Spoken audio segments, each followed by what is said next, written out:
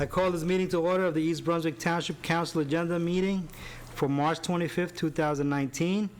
Please everybody stand for the Pledge of Allegiance and a moment of silence. I pledge allegiance to the flag of the United States of America and to the republic for which it stands, one nation, under God, indivisible, with liberty and justice for all.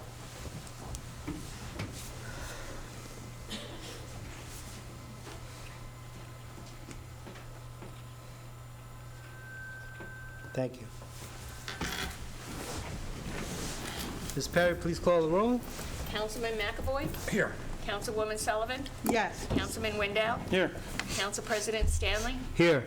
Adequate notice of this meeting has been provided as required under Chapter 231, Public Laws 1975, specifying the time, date, location, and to the extent known the agenda by posting a copy on the Municipal Building Public Notice Bulletin Board located in the main lobby, providing a copy to the Home News Tribune and Sentinel newspapers, posting a copy on the Township's website, and by filing a copy in the office of the Township Clerk in accordance with the certification, which will be entered in the minutes. Moving on tonight we have two proclamations tonight. The first one is for the American Red Cross Month, March 2019, which Councilman Kevin McAvoy will be reading into the minutes. And we have a representative from the Red Cross as well. Please come up.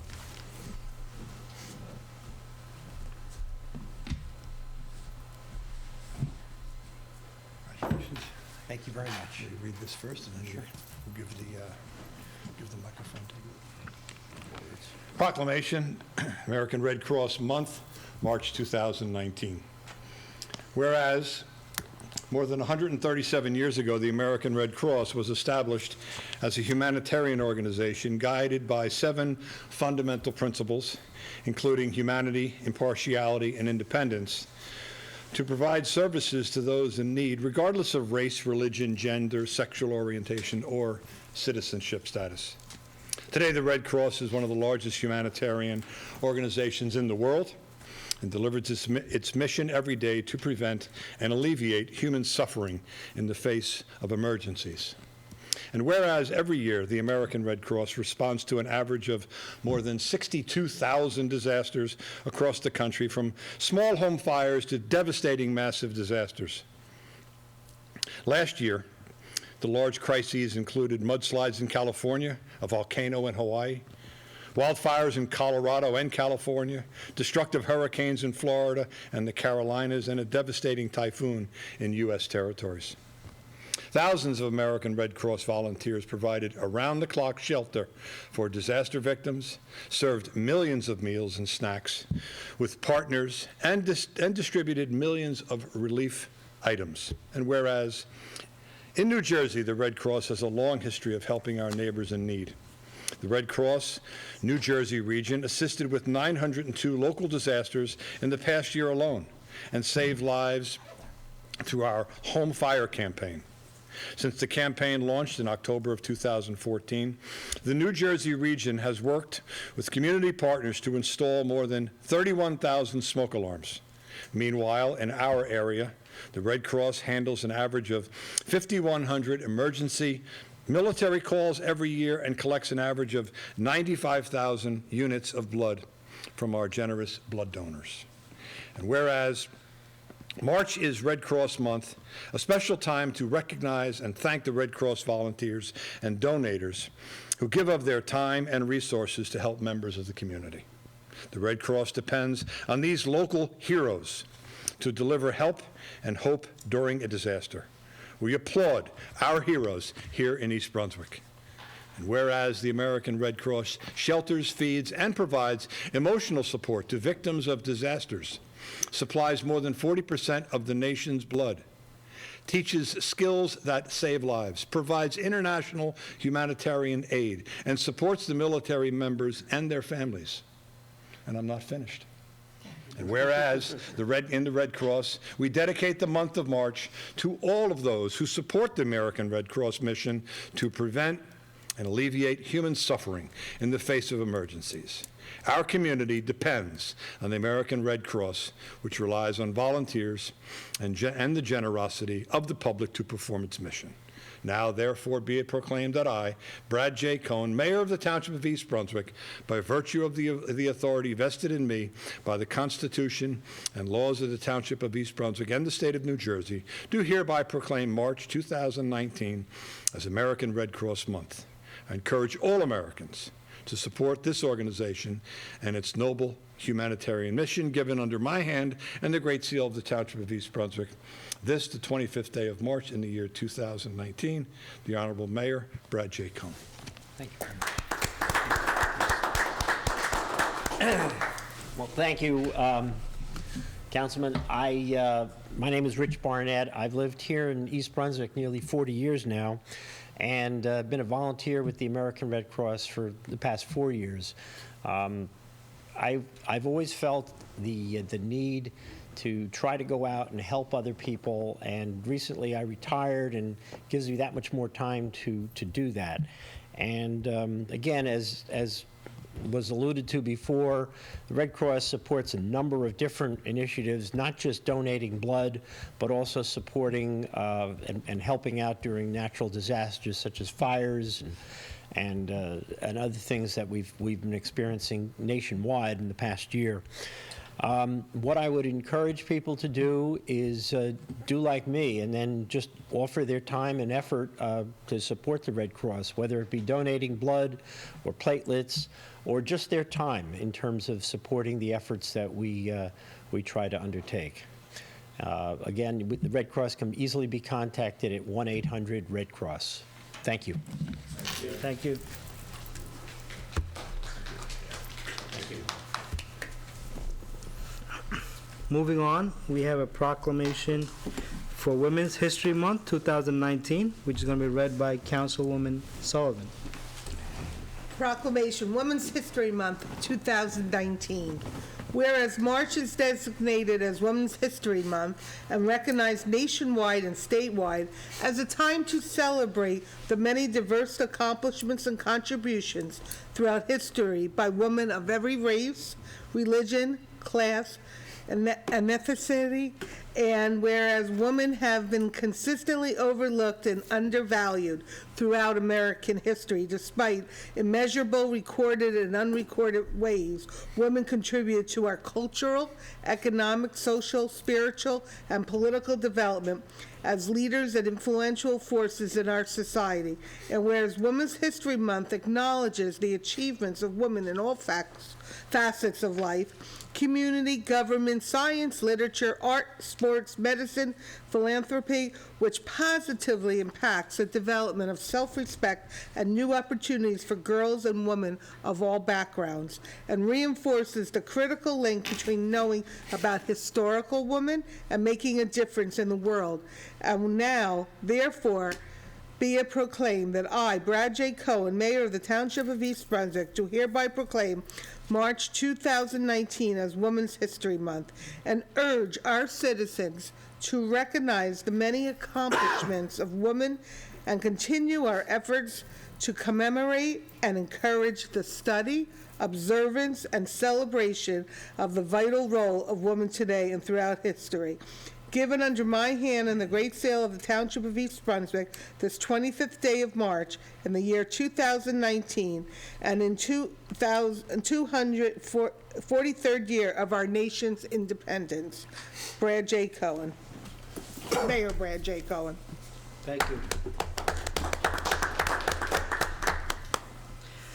Next, we're having a presentation from the PSE&G by Mr. Frank Lucchese.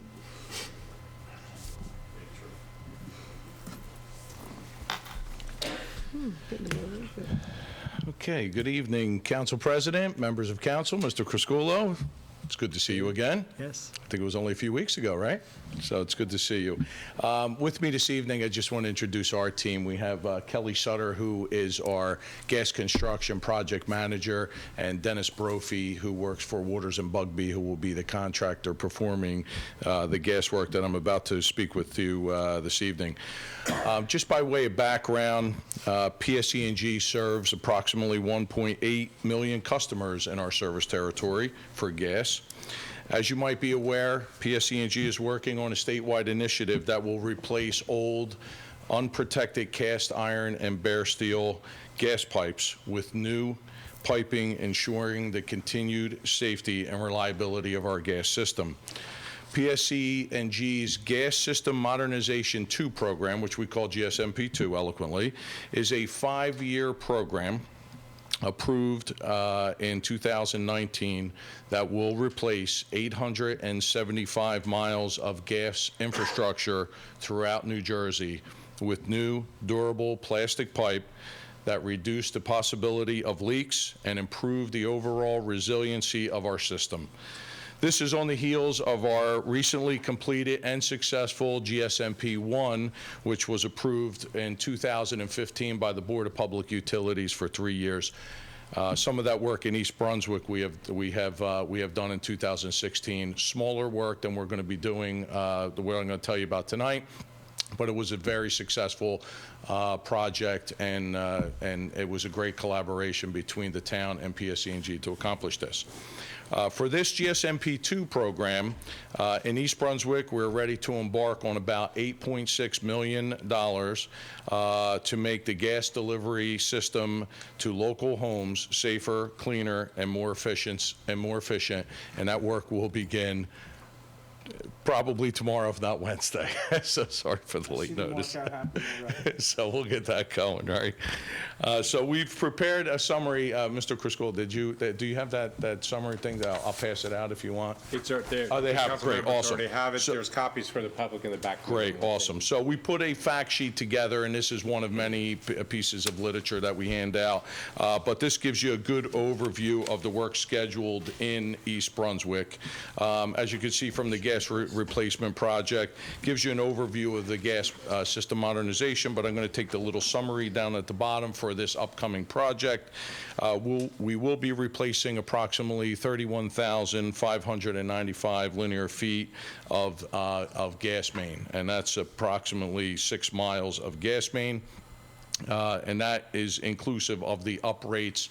I don't know if you remember last time I talked about the uprates. Those are uprates for us as gas main will not be replaced, but we go into certain areas and we equalize the pressure once we install the other gas mains, so it's kind of consistent all around. There's an area where we have to dig test holes in order to do that. So that's about 10,000 feet there. We will, you can see with some of the main breaks in the area, we had about 15. The services that we will replace is 807 services. There'll be 807 customers in East Brunswick. The total number of streets we'll be working on throughout that period will be 51. And again, the estimated start date, as you can see, is March 26th, 2019. We have a process in place before we begin the work to be as proactive as possible in East Brunswick and communicate with the residents. For one, coordinating and discussing all affected areas with administrative staff. We've met with Mr. Criscuolo, Mr. Kipp to talk about the project in detail. Discussions on road restorations where we talked about what roads will be restored, those that will be curb to curb, those that will be center line, and those that will be trenched, all discussed and agreed upon with administrative staff, and we will also obviously, during that time, discuss that on pre-construction meetings. We coordinated test holes and soil samplings prior to construction, so there's small test holes that we go in the areas, we look at the depth, where it's at, kind of gives us a gauge of where we're at. Although we know where the systems are, things change over time, so we have to do the test holes to identify exactly where the areas are. Our outreach is very aggressive, similar to when I told you about our MTB project, the Metuchen Trenton Burlington project, and the 69 kV work. Our outreach is very thorough, traditional social media outreach, as well as mail and door hangers, very similar to what I showed you last time. We have samples of that, which we can leave here that the residents can have. And actually, that FAQ sheet that we have it can be posted online. And it's part of our efforts to communicate about the program as extensively as possible. Obviously, we want to minimize calls to the township, as well as minimize the work stoppages, so the residents are well informed. They can track the process real time on our website. We have a website and a link dedicated to East Brunswick. They can see which roads have been, which are ongoing, which have been completed. They're all color-coded. Highlights the roads in East Brunswick. Again, if there's any issues, there's a dedicated 1-800 number. Brandon Neal is our outreach coordinator. The calls go directly to him. He's got 24 hours to call back and answer any questions that we have. We coordinate with local PD for short-term traffic planning and pedestrian traffic. And the big thing is once the main is in, and I'll just give you just a quick, most of the mains that we have are usually on the side of the curbing. Those main will be replaced there. When we replace the services to the homes, there's really no disruption to the home at all. It's usually the plastic inserted through the existing steel main, so it's small enough to go through.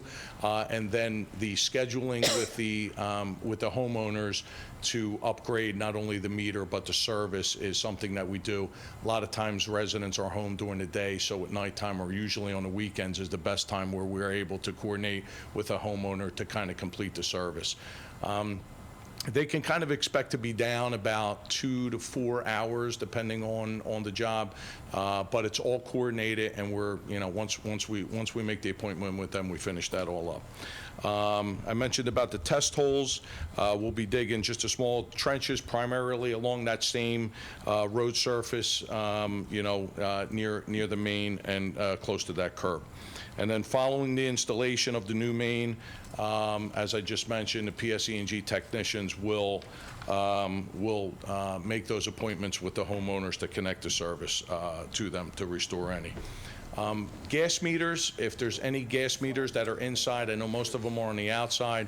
If they're on the outside, they're being replaced. If they're on the inside, our initiative now from a safety perspective and something that the Board of Public Utilities now mandates us to put the meters on the outside of the building, and we work with the homeowner to get that gas meter on the outside as well. So they'll be working to do that. And then once they do it, relight all the appliances, make sure the system's pressurized, make sure everything's safe in the home before leaving the premise, so the homeowner can be rest assured that it's done professionally, accurately, and obviously for us from as safe as possible. So that's kind of the basic overview of the system. It's quite a big job that we're going to be doing out there. I always say it's obviously to the residents that it's going to be an inconvenience in certain areas that we're working. Obviously, it's going to be done right in terms of traffic control. But once it's done and the roads are restored, then everybody gets happy again. During construction, everybody's usually a little antsy, but once that's all done, I think it gets put back in nice, neat order. And any disturbances, so that are on the resident, if we have an issue where it's grass, curbing, sidewalk, if that gets compromised, we restore that 100%, if not better than they originally had it. Okay. So with that, that's kind of the basic overview of it. If you have any questions, we have the technical experts here as well, and I'll be happy to do that. Is there any way that we could get a list of the streets that they're actually doing when they're doing it? We will be posting tomorrow the flyer that you received and the roads with it as well. Yeah. Okay. We'll be posting that. We are finishing up that. Okay. And I know Mr. Lucchese also met with the county because they will be some tie-ins on Cranberry Road, and we did get notification from the county that they will be paving Cranberry Road from basically where the VFW is, where they left off last year, all the way up to Route 18, or where the state left off. So we'll get that there. They're doing a tie-in off of Merrill onto Cranberry. Mm-hmm. So exact dates when they're going to do things are a little bit difficult to do. Yeah. But if you go to their interactive website, a lot of times they'll post the updates out there. I've been through this numerous times with Frank and his team, and I'm kind of used to the way it works. And Frank was in and met with Keith and I. We gave them all the roads where we feel that they got to do curb to curb, where they have to go to center line, where they have to do various other things. And we voiced our concern about the Cranberry Road intersection. So we'll post this on the website, push something out on Facebook, and put a link to where they can find those data. And the gentleman that does the outreach for them, always puts out the cards to the homes. Right. Make sure they all know about it as well. It's just in case someone calls me up and says, I don't have gas, like, I'm like, Right. are you Yeah, having the well, road done? I'm just I would, saying that. but if they don't have gas, rather than calling you, I'd rather have them call Right, PSC. I know that, but I'm not saying they're going to call me, but they might be complaining or something is like. Just to add, just so you know, just general. Please come to the mic. We are starting in, our plan right now is that we are starting the test holes in the Sherwood and Tanglewood area streets. Sure, my street. So that is the area that we're gonna be starting, because timing-wise, the intersection at Merrill on the county road, on Cranberry Road, we're trying to time with school break, because of the location of the school and traffic. You're not doing So- Victory? Are you doing Victory also? I thought I saw stuff there. I don't No, I have don't think they're on that side. Victory on the list. Oh, okay, then I'm gonna what's there. I'm just checking the cross streets real quick, but Okay, no. I don't know what's there, then they're putting, someone's putting something down. So right now, and, we're trying to nail down the rest of the schedule. It's just Okay. a matter of once we do the test holes and confirming the extent of the work. And part of the communication process will be that about a month in, once we get those streets started and lay the main, come right behind and do the services, we'll kind of do notification again out to the residents to kind of do an update, because, the fatigue starts to set in. We're in the areas for a while. We'll let the residents also know when we're done on their street. We finished work. We will be back to restore the road. So we kind of sent out a reverse 911 call to kind of keep everyone updated with that information. So I'll work with Brendan, our outreach specialist, just to nail down the schedule as we get started with the project, and we'll communicate that over as best we can. And weather and different things can affect that schedule, just as long as you all can work with us on that. It's we've also learned with the residents, if we give them a detailed schedule and we don't hit that schedule, it does cause a lot of Anxiety. phone calls, anxiety, things like that. And not that we're trying to not Right, no, I communicate, but appreciate too far ahead can also. So we're just trying to minimize, because we do run into a lot of factors that slow the work down with the schedule. Also, how did you decide, how did they decide what roads needed it, or what gas lines needed it? So Frank mentioned about the amount of brakes that are on the Oh, okay. system right now. So we have a model that we run with, once we get approval for these type of programs, we look to the model to tell us areas that are vulnerable, if you will, based on the amount of brakes that we've had historically, the age of the pipes, and the type of material. So the cast iron, the brakes, and then all this information is put into the model, and they categorize it as like a type 1 area for replacement, type 2. So this East Brunswick, because of the I think it was a total of 15 breaks on the system right now, and since January of 2018, we've had 54 actual leak repairs that we've done. So the system is old, and I think, I don't have the dates in front of me, but I think it Some was of in the them were range back of the in the 40s to 30s the and 40s, 50s, so the system is aging. Safe but aging. Yeah, safe but Yep. aging, I mean, teams. Yep. Yeah, and we do leak surveys all the time, and the area, especially when it has this amount of leaks, it's maintained and watched. And from a historic standpoint, so we had this is our third phase of gas replacement that we've been doing. Our first initiative was, which we called Energy Strong, and that was right after Sandy, and that addressed the areas which were prone to flooding, South River, Sayreville, those areas in Middlesex County. Those areas went first, and then GSMP 1 focused on those areas that were leaks. Leaks were the total leaks were high, so we addressed those. So it's almost like a kind of a category that just kind of funnels down, and we just keep going down. So these are under the GSMP 2. So enough that this made the list and something that we have to address. Okay, thank you. Any other questions? Since it's in my neighborhood, I will say the communication has been tremendous, at least from a resident standpoint. Good. It's good to hear. Everybody's out. I'm aware. Now, my wife, there's blue flags in our front yard. What's going on? Now, maybe I didn't communicate to my wife well enough, but I guess that's something new. But I will say that you know, the door hangers and everything else, I see the guys out there on a regular basis, and it's only probably been for the past week or so that it's starting to get active. But I notice everybody's doing their markouts in the area and all of that. The one question, well, not one, but question I have is, when you're doing the main replacement, this is not like a jack and bore situation where you're going from hole to hole to hole to hole, or you're opening up a trench down the road and dropping a new main. Correct. You know, poly or whatever it's going to be now, Yeah, right? plastic, yeah. Yeah. And are you removing the cast iron mains? Or? Cast iron stays abandoned in place. But we're going to continue to have it marked out on our GIS system so Correct. that when someone calls for a mark out, I mean, at least you're not marking it out necessarily, but Does that stay on top or right next to? If you want to. I just know from a construction standpoint, we tend it's a to good question. encounter old mains when we're digging things up, that's a good and you question. end up stopping and, you know. Yep. Dennis Brophy with Waters and Bug with the contract for PSE&G. It's going to run parallel to the existing main. Most of the mains, you said you're on Sherwood or Tanglewood? I'm on Tanglewood, yeah. The existing main is about 3 to 4 feet off the face of the curb. The new one will probably go just to the, going a little bit to the, 2 feet. More to the center of the road. To the center, approximately 2 foot parallel, and then the service will get transferred from one to the other. No, but what I'm getting at is when your guys come out to mark out, they're not marking out the old main, but should a contractor in the future open this up and see a gas main there, I just know from experience, it stops everybody's work. Yeah. And then end up calling PSE&G, and the guy from PSE&G comes out and says, yeah, that must be abandoned. And it's never like, go ahead, just hit it, break it. It's all right, no problem, you know?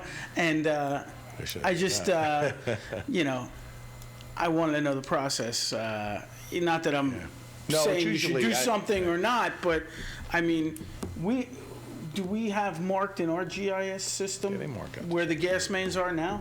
No. We have some overlays, and Frank, that was one thing we talked about in our meeting, that when you were done with the project, if you can give us the GIS overlay for the newer sections, and we can then apply them on our GIS here. You're correct. Yeah, we did, because they are going to, you're correct, they're going to mark out the new main. Right. Obviously, Well, that's where what it's they're at. going to do. That's the And live right. main. That's the one that's. Joe, thank you for reminding me of that, too. And that was one thing that we did talk about, to do the GIS overlay on the new map, so you can identify the abandoned as well. Now, is the pressure changing? Pressure is changed, yeah. So what's that go to? To the, you going to 2 PSI or I think 60, is this? 60 PSI in the road? And then the services in the house will change? Yeah, they can get, so residents now will be able to get higher efficiency. Higher than normal equipment. pressure. Oh, yeah, it's a big benefit for the resident as well. It's a great benefit for anybody Yeah. who's building a new house in the Yep. area. They can run smaller gas Yep. lines. They can do a lot of Yep. different things. A lot of different things. You know, and Even less usage with the energy efficient Yeah. appliances that everyone has, but then the pressure is not there. Yeah, I will Utilize say, less gas. they did it, my development, 2 years ago, 3 years ago? Yeah, you were, yeah. And Old Ridge was one right of the after first that, ones. I put the new furnace in, and it reduced the energy costs of course. considerably, noticeably. I know from my business, you know, higher than normal pressure is great to have. No, it's good. It It's good. allows you It's to a run good smaller benefit. pipe, lot Yeah. safer in, you know. Especially if people want it. Much more safer Yeah. Right, system. want Much more the safer setup. instant hot water type heaters. Yep. They're a lot more efficient And then, with high in pressure. regard to the paving, that'll be done in a separate, what you'll do is you'll temporary, Put the temporary you'll in. put base let it in and settle. leave the base for a Yeah, while and let then, it settle. just so and the then- residents know that it's gonna look undone Right. for a period of time. You're not gonna come out and top these roads until you have a great amount of work that you can do and make it efficient to do.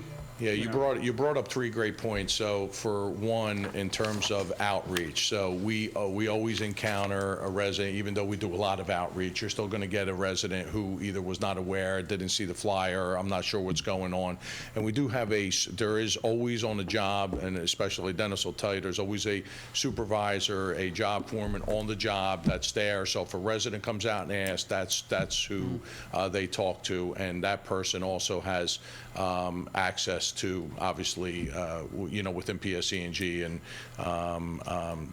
any 800 conversations, 800 number of conversations that we have. So that's for one. And then in terms of, so we're talking the notification end of it, right? And then your second point. That you're going to open up a trench, and then you're going to come So, back. and so you're right, so the know. process is that, obviously open up the trench, lay the new main, do the services, backfill the trench, temporary fill, it settles. And then once that settles, usually, what do you do, about 60 to 90 days? About 60 days. Yeah, so 60 to 90 days, yeah, 60 to 90 days, then we come in and mill and pave the road. So it's not just an overlay, it's mill and paved. So you're going to crown most of the roads, or you? Yeah, so we went through the whole road list. There are a decent amount of roads that will be, so each project that we do in every municipality is budgeted. Obviously, we want to spend more money in the infrastructure than we do on road restoration. But there's certain roads that have moratoriums on there. They're recently paved. We try to coordinate them ahead of time before they do, and sometimes that just can't happen. So those moratorium roads we know that are curb to curb. So most of them are if it's either going to be curb to curb or in most cases curb to center line. Some cases, if it's a smaller road, it's curb to outside trench. But if we're close enough to the center line, if it's a foot or two, Right. we end up going to center line and make it a nice even seam down the middle of the road. What the benefit of this is long-term, in my estimation, is we're not going to see those trenches where your team has come in over the years to either repair a break or did the jack and bore where you open up a trench here and a trench there and a trench there to get a new section of main down the road. You're not going to see a jagged trench like Yeah. that. It's going to be a nice seamed road, straight down. Yeah. And preventing a lot of that was most likely leak repairs that you were Correct. saying because of the multiple, Right. bell joint repairs Right. that we do. So putting the new pipe in, you're not going to see that type of repair And any that's longer. We're putting fantastic. the new pipe in. And you had a question earlier, you talked about the flags in the beginning, and PSE&G does a great job with the community outreach. And Wooders and Bugby, we've been a PSE&G contractor for over 40 years, all the 40 years I've been here and prior to me. And we're very in tune, and we work very well with PSE&G, and we understand what their commitment to the community, and we want the same thing, and we have to drive it down to our employees.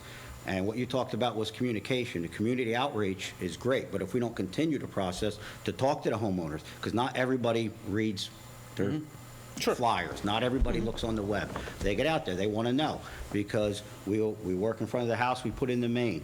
We tell them, we have to come back and do the service. When we got done doing the service, communicate to the homeowner, we're going to come back. We're not leaving. We have restoration to do, whether it's the sidewalk, the grass, and let the communication process so that people know, so that you don't get the phone calls, hey, where'd they go? We thought they were done. No, we right down to the mill and page so that everybody is Right. in the loop, and that's the most important thing, is the communication and the customer relations. Terrific. One last question, only because I know on Tanglewood, there's a lot of gas meters and services that are inside the basements of the houses. How are you coordinating that? You're going to do the work inside the house and bring the meter on the outside? We Or- coordinate with when we do the services, we work together with the PSE&G meter group. So we will be working on the Oh, okay. outside, and PSE&G will be on the inside. But what I'm getting at is the homeowner will not be required to hire a plumber to move the meter. We'll take care of it. That's, It'll be complete. I knew that, I just wanted No, it to it's a be great point. You clear brought for up everyone. a lot of great points, because you those are know. the questions we get, and I Yeah. appreciate you doing that. Yeah. Yeah, no, but it'll be complete. And will the homeowner have an opportunity to discuss where the meter goes? So it's typically, so we try to follow the same path of least resistance. So where it comes into the home, to the inside of the meter, we usually stay that same track, so it'll be outside there. Have we had situations where it may not be in the best spot? We try to accommodate as much as we can, but obviously we got to go I from just where know the where stub mine bump will be, is. it'll be rather unsightly. Yeah, what's that? Where mine would be rather unsightly, right in front of my In house. front of the house, yeah. know, So we've but- had that issue on the front of those, but and we end up talking to To the that homeowners. end, if I hired a plumber and moved the gas line to a different location, would you opt into running the main or the service to a different location? I'm sure we would, right? I think that we have to get back to you with a firm answer, but I know what we run into then is a lot of times if you're having a contractor run the service or the main pipe, that you would potentially be responsible for inspections and things going That's forward. understood, So it's just and- like and that stuff has it to should be be. vetted out. If a contractor comes in and does work, they should be responsible to get the inspections and all Right. of that. But what I'm getting at is, should there be a situation such as mine, where, you're responsible to do what you're got to do. But if while you're doing the work, there was an opportunity to move it, at the homeowner's expense Right. to some extent for the inside work, would that be an option? to Yeah, speak to? you know, You're trying to and I sleeve- think. They're trying to sleeve the old pipe coming up In to some the ex- house. No, right, exactly. And I So think it's, difficult for them, like, if now it's on the side of the house, yeah. could be, Yeah, no, I get it. And I would say, I think we deal with that on a case-by-case Right. basis. If it's something that, obviously, we can help the homeowner Mm-hmm. with, obviously, we will. If it's the only spot we can do it, I think that's I something we get end it. up talking through There's with the a lot of, homeowner. It is, there's a lot of lot moving of pieces variables. to it, there's no doubt about it. But I think it's on a case-by-case. But typically, we like to go pretty much where the feed goes in. It's just an 100%. easier fit. Thanks for the No, information. my pleasure. I just have a question for you. We have quite a few roads that we are repaving this year, right? So yeah, is we that- coordinated that You already coordinated with, all that? PC&Gs. There's some roads that we're going to come in later on and pave. Then there's roads that they're going to do full road versus half. So Keith's already worked that out. There's 12 roads under moratorium already. There's certain roads where we're going to require them to do infrared. We've already pretty much ironed that all out, about a month ago, and then we worked it down over the last couple of weeks since the last time Frank was here. Yeah, and I do have to commend you, and no kidding aside, I've been working with Mr. Criscuolo for a while, but you got a great staff in East Brunswick to work with. Thank you. Can you just elaborate what we spoke about outside regarding the letter? Yeah, so good question. I don't know if you want to mention it too. Go ahead if you want to, because there was 2 letters that went out. Residents might be receiving 2 letters. I'll tee it up, There's and an if you want to do, app- go ahead. yeah. You can come on. Yeah, so there's 2 letters, and you can add to it. So the meter change, so there's an initiative out there aside from gas replacement to swap out meters, to put them on the inside and outside. Unfortunately, some letters to those residents that went out, just assuming the meter had to be moved from the inside to the outside, and now we're starting work, and some letters went out about the gas construction work that's going on. So it was kind of a, I would say, kind of a little bit of a misstep between the 2 that they went And I out. think the one difference is that the letters that you're receiving are just basically to change the meter out to a new style meter, not move it from the inside to the outside. So if they come out, and so we're coordinating, we just had a similar thing happen because they just did a whole bunch of these letters out all across the state. So we're working with that group to cross-reference, for example, the East Brunswick streets that we'll be working on, that they sent those letters out to recontact the residents and say, apologies, but you do not need to schedule an appointment for us due to the upcoming gas replacement work that's scheduled for your street. That'll be handled in that work scope. So we are working through that with the other team right now. So I think probably the best bet is we'll probably have to do a recon letter and get that out to those areas that overlapped. But right now to the public, I know we talked about not calling, but probably the best path forward is to still recognize the letter and call, and then where they're calling, they'll know that I don't know. we were going to cancel that request for the meter change out because it's going to be done under this program. Okay. And how long is this whole program going to be? So we're The replace- estimating about 8 months right now to complete this work from start to finish. That includes final Okay. restoration of the roads and everything. So as we get through the summer and weather and things like that, we'll just maintain the schedule. But our goal is to have this work buttoned up and completed by the end of the year. Great. Thank you. Any other questions? Good. All right, thank you so much. As always, thank you very much. Have a good night. Have a good night. Moving on to the agenda session, there's no agenda session tonight. Going on to the public hearing, can I get a motion for ordinance 19-04 for the Township of East Brunswick prohibiting, amending, and supplementing smoking regulations and amending Chapter 158? Motion to adopt. Can I get a second? Second. Any discussion? And now I'm opening this to the public. Anyone from the public wishing to speak on this ordinance and this ordinance only? Seeing none, I'm closing the public portion. Ms. Perry, can you please call the roll? Sure. Councilman McAvoy? Yes. Councilwoman Sullivan? Yes. Councilman Wendell? Yes. Council President Stanley? Yes. Moving on to ordinance 19-05, amending Chapter 209, Vehicles and Traffic, Section 52, Schedule 8, stop intersections of the Code of the Township of East Brunswick. Can I get a motion? Motion to adopt. Can I get a second? Second. Second by Council. Any discussion? Seeing none, I will open this to the public. Anyone from the public wishing to speak on this ordinance and this ordinance only? Seeing none, I should close the public portion. Ms. Perry, please call the roll. Councilman McAvoy? Yes. Councilwoman Sullivan? Yes. Councilman Wendell? Yes. Council President Stanley? Yes. Moving on to the reports section. Is there any reports from our town administrator? No, sir.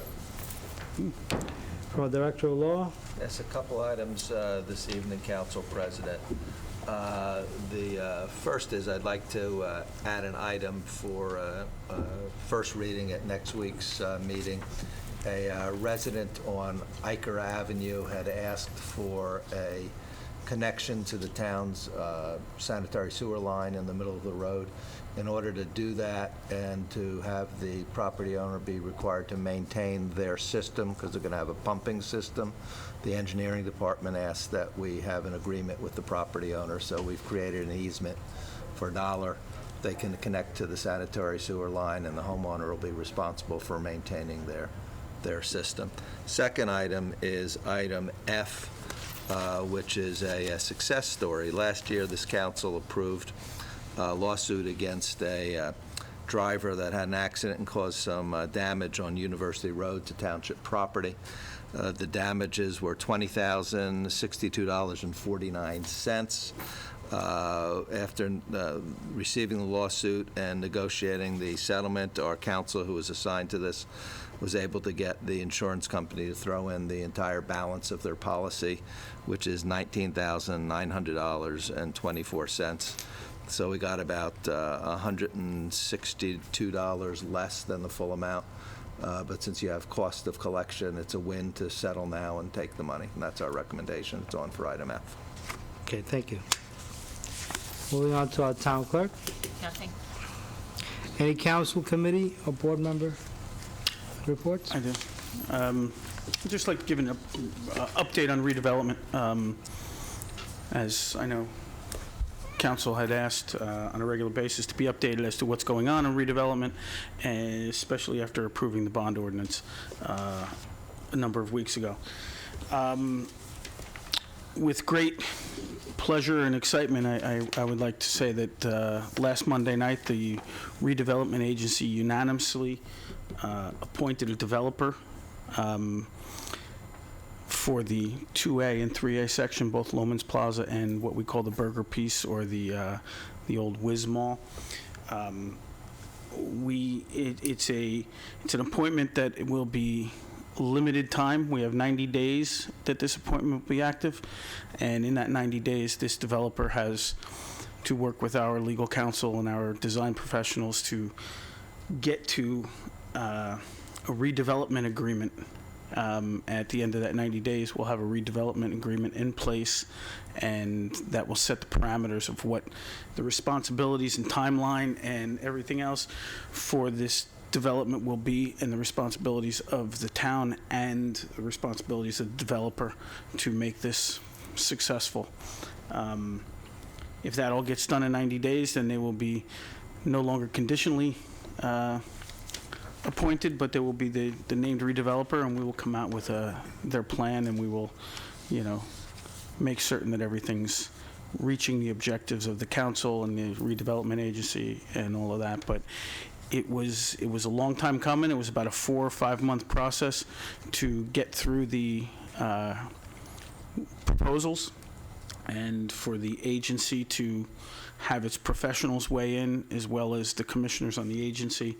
And it's a very exciting time. This next 90 days are going to be very, very difficult and take some time. But in the meantime, we'll be working as well on starting to work with that developer and start the acquisitions of those properties within those areas. So we will be coming back to you if we need to use that money. But it's a process that's moving forward, and my guess is you'll see something dramatic happening before the end of this year. Great, thank you, sir. Moving on to the consent agenda. No public portion. Oh, sorry. Sorry. Moving ahead. Now we have the public portion. If anyone from the public wishes to speak, please state your name and address for the record. Limit your comments to 5 minutes. Address all your comments to the chair. If anyone from the public wishing to speak?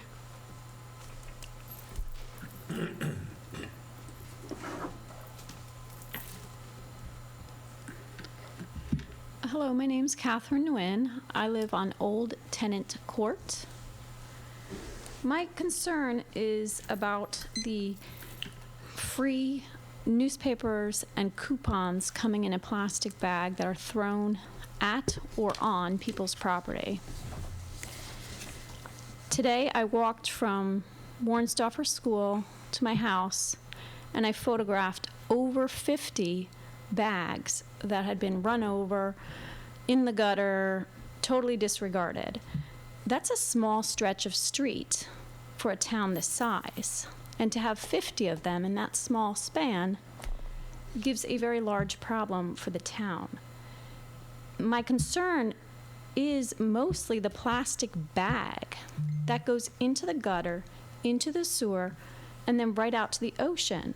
We're in the middle of a plastic pollution crisis, and to let something like this continue is a crime. I don't know how this doesn't pass, how this passes through the litter law. These are unsolicited things that obviously somebody doesn't want.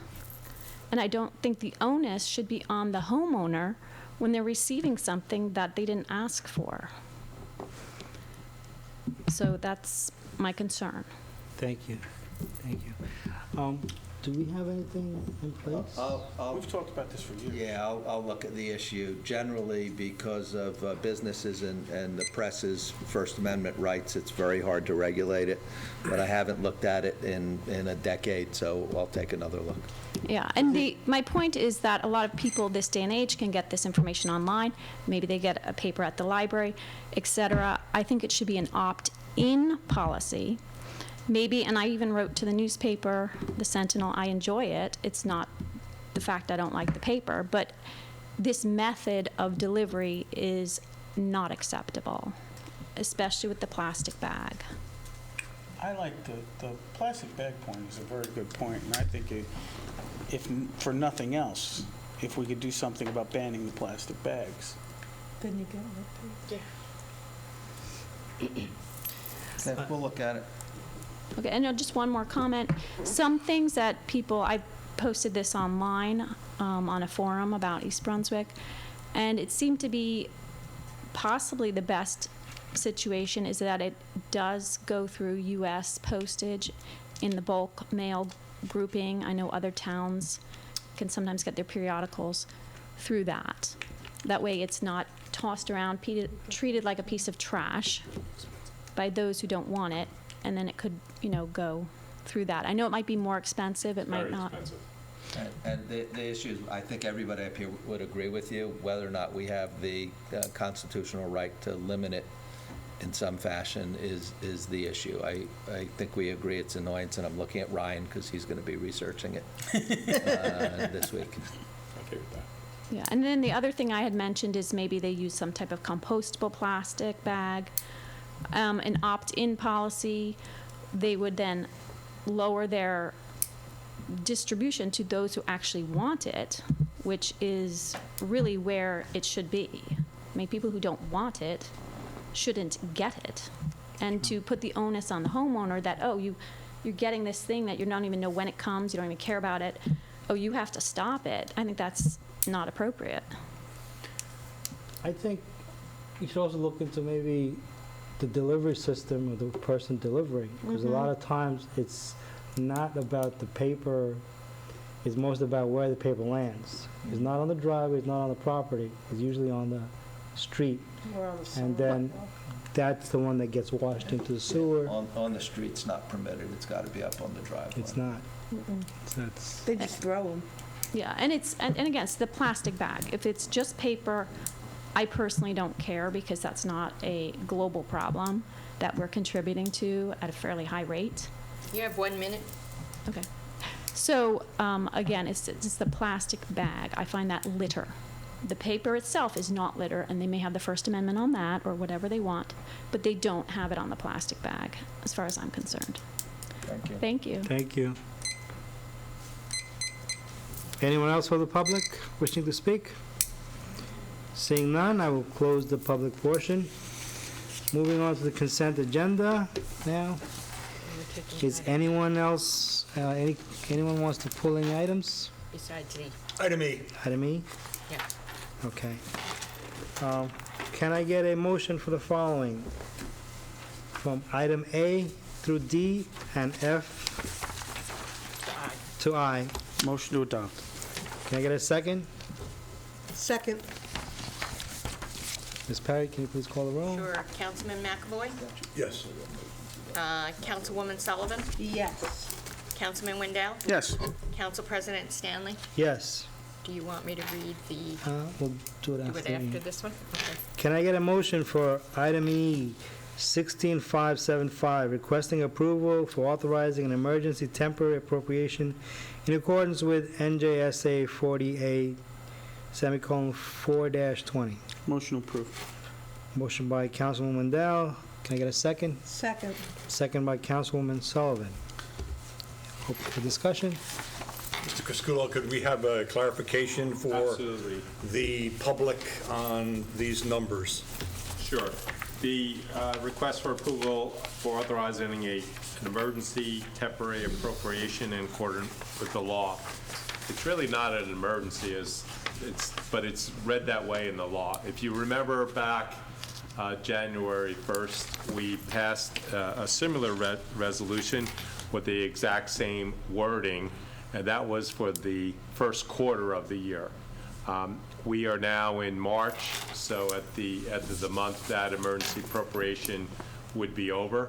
So what we're asking for is the extended emergency appropriation for another particular time period until we adopt the budget.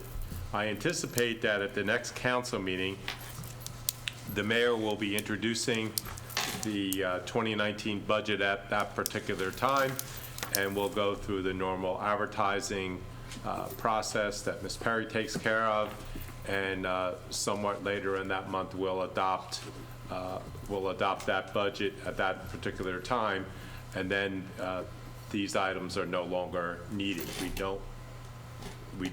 There's not a reason to adopt another one later on once the budget is adopted.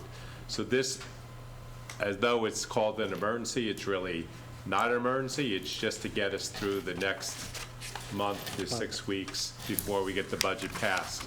Some people may wonder why we haven't done it already.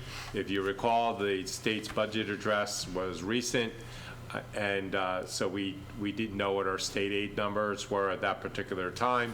But we have those numbers now.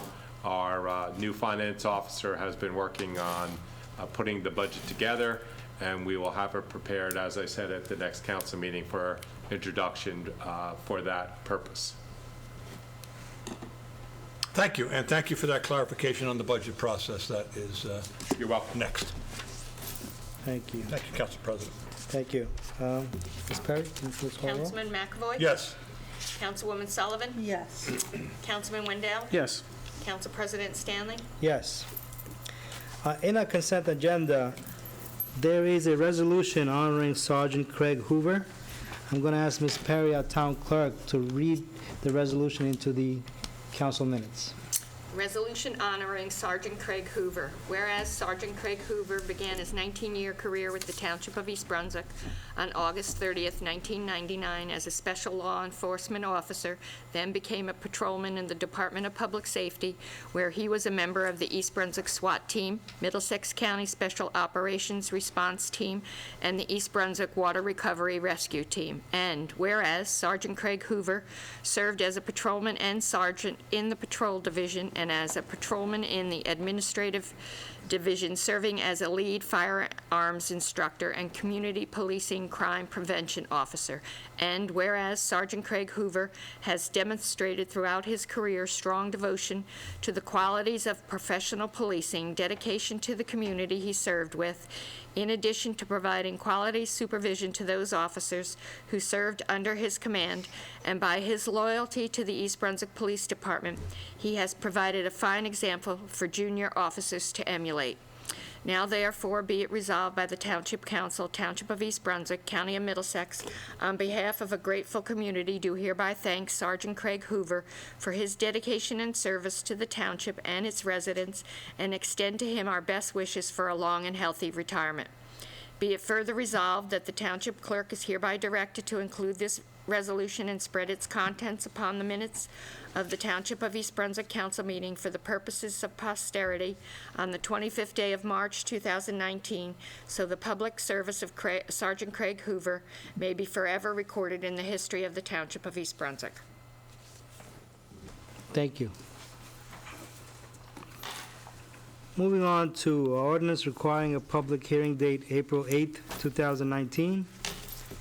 Can I get a motion for ordinance 19-06, amending Chapter 228 zoning of the Township of East Brunswick, electric vehicle charging equipment stations? Motion to adopt. Motion by Councilman Wendell. Can I get a second? Second. Second by Councilwoman Sullivan. Can I just get a little explanation Absolutely. what we're doing here? We like to look at green products in the town and really push forward. If people want electric cars, they're going to need charging stations. So amending this ordinance is twofold. One is if a proprietor comes in now and he would like to install a charging station or two at a particular site, that they would have to go to the zoning board in order to get that approved. So with this change, what would happen is our staff downstairs, our planner and our director, could now administratively approve the fact that they can put this charging station at their site. So we're looking to make it easier for businesses that want to do this to work with our staff, and naturally they're going to make sure that they have enough parking spots and where they're placed and so on and so forth, that it makes sense for that particular site, so they don't have to go to the zoning board for approval, because we believe that's an unnecessary burden on them. And as we know, the zoning board is extremely busy with applications as it is now. The second part of this ordinance then requires for new applicants that are coming to the planning board or the zoning board to put charging stations on their site, and the amount is determined by the amount of parking spots they have in the site. So those of you who have come to the planning board recently, you will hear usually the mayor or I will say to the applicant, would you be willing to put charging stations in? Well, we don't really have the teeth in order to require them to do that, but with this change, this will give us the teeth to say you have this amount of spots, you have to put in this amount of charging stations at that particular site. So far, everyone that we've asked to do that has agreed and has done it willingly. Even out of some minor changes, where I was surprised that the applicant said sure, that they would put it in. So they want to do them, but this would help us kind of give us some authority to enforce it at the boards. And then if somebody just wanted to be a good corporate citizen and install them, they could go to the people downstairs and get that administratively approved, and then they can move forward to have those stations installed. So it'll be just like a permit then? Yes, sir. If I may? Sure. Mr. Criscuolo, just point of clarification. This also does not indicate how those charging stations will be operated, whether it will be for free by a certain proprietor or whether they will be at a charge to the user. There's Yeah. nothing in here that indicates No. how they're going to be, vended or provided. That's correct. Just for, point of clarification. Yes. So somebody may decide to allow people to use it for 15 minutes or whatever. Other people may want to charge for that. We don't want to be in that, we're not making that business decision for them. Correct. But we do want to encourage them to install them. So if people are out on the highway and feel they need a charge, they can find a place in the municipality in which they can get a charge.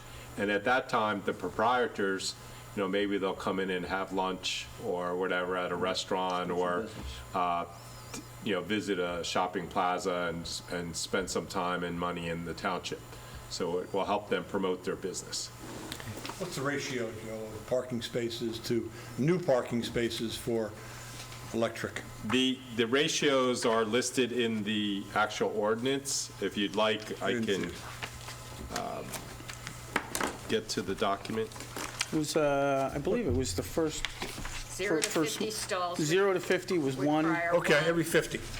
It's not, well, as the 0 to number 50 is increases. the- 1, 51 to 75 Right. is 2, 76 to 100 is 3, Okay, one of which must be ADA compliant, and so forth. that's fair. Okay. Yep. Okay. Any other questions? Seeing none, Ms. Perry, can you please call the roll? Councilman McAvoy, Yes. Councilwoman Sullivan, Yes. Councilman Wendell, Yes. Council President Stanley. Yes. Can I get a motion for the following ordinance 19-07, amending Chapter 209, Vehicles and Traffic, Section 68, Schedule 29, permit parking of the Code of the Township of East Brunswick. Motion to adopt. Motion by Councilman Wendell, second. Second. Second by Councilwoman Sullivan. Can we get a quick synopsis? Yeah, it's pretty simple. We're getting some concerns from residents that live up on Edgar Street, both sides of the road. This would make it permit parking only for residents there. In that area? Also, the entire length of Sherry, weekdays between the hours of 6 a.m. and 5 p.m., and then Eggers, both sides from Route 18 to 300 feet southwest of Sherry, also weekdays between 6 a.m. and 5. There seems to be a lot of people parking in this particular area and then walking up to Route 18 to get the bus, which has become a major inconvenience for our residents that just may come home from work at a given time, and now they can't even park in front of their home. So So it's just Eggers only, or just, this what is about the the entire length of Sherry and Eggers, both sides from the Route 18 to a point 300 feet southwest of Sherry, north. what about the complex apartments next on Eggers? Well, they won't be able to park on that particular roadway.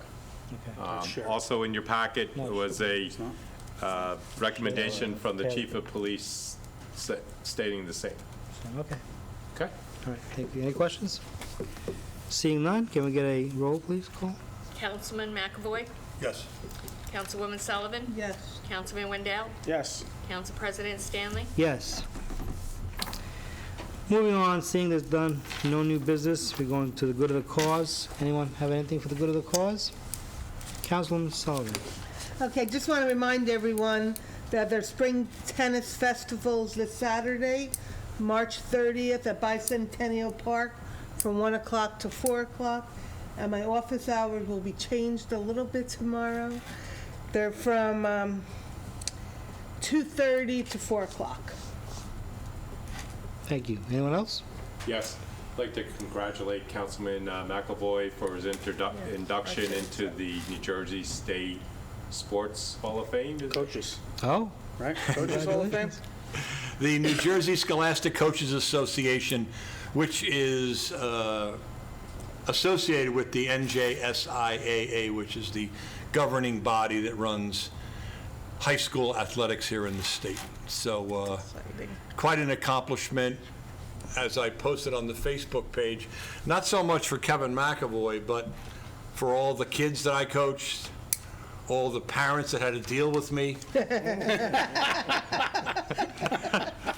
all the times the buses may have been late and the grief I gave Mr. King or Mr. Knoppenberger. But that joking aside,